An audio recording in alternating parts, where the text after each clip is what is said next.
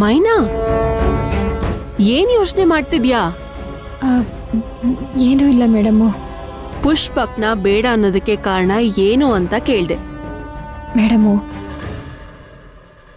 ಅವ್ರ ಬಗ್ಗೆ ನನ್ನ ಮನ್ಸಲ್ಲಿ ಆ ಥರ ಯಾವ ಭಾವನೆನೂ ಇಲ್ಲ.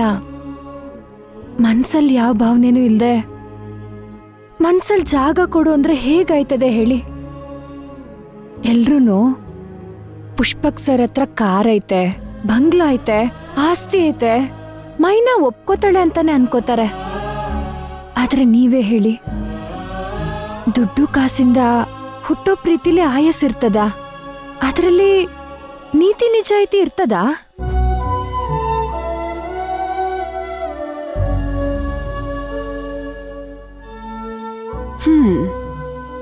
ನೀನ್ ಹೇಳಿದ್ದು ನಿಜ ಮೈನಾ. ಆದ್ರೆ ಪುಷ್ಪಕ್ ವಿಚಾರನೇ ಬೇರೆ ಅನ್ನಿಸ್ತಾ ಇದೆ. ಅವನ್ ತನ್ನ ಸ್ಥಾನಮಾನನ ಮರ್ತು ನಿನ್ಗೋಸ್ಕರ ಅವನ್ ಸ್ಟೇಟಸ್ನೇ ಸೈಡಿಗಿಟ್ಟಿದ್ದಾನೆ ಅಂದ್ರೆ ಅವನ್ ನಿನ್ನ ಎಷ್ಟು ಪ್ರೀತಿಸ್ತಿದ್ದಾನೆ ಗೊತ್ತಾ? ನಮ್ಗೋಸ್ಕರ ಒಂದ್ ಹೆಜ್ಜೆ ಕೆಳಗಿಳಿಯೋರ್ ಜೊತೆ ಕೈ ಜೋಡ್ಸಿದ್ರೆ ಜೀವನದಲ್ಲಿ ಎತ್ತರಕ್ಕೆ ಬೆಳಿಬೋದು ಅಂತ ನನ್ನ ಅಭಿಪ್ರಾಯ. ಈಗ್ಲೂ ಕಾಲ ಮಿಂಚಿಲ್ಲ ಮೈನಾ. ಅವಸರದಲ್ಲಿ ಬೇಡ ಅನ್ನೋ ತೀರ್ಮಾನಕ್ಕೆ ಬರೋಕ್ ಮುಂಚೆ ಸಮಯ ತಗೊಂಡು ಇನ್ನೊಂದ್ಸಲ ಯೋಚನೆ ಮಾಡಿ ನೋಡು, ಆಮೇಲೆ ನಿರ್ಧಾರ ತಗೋ. ಇಲ್ಲ ಮೇಡಮು, ನಾನು ಯೋಚನೆ ಮಾಡಿನೇ ಈ ನಿರ್ಧಾರಕ್ಕೆ ಬಂದಿರೋದು.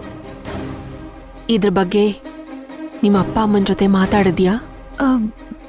ಇಲ್ಲ ಮೇಡಮು, ಇದ್ರ ಬಗ್ಗೆ ಅವ್ರ ಹತ್ರ ಮಾತಾಡಕ್ಕಾಗಕ್ಕಿಲ್ಲ.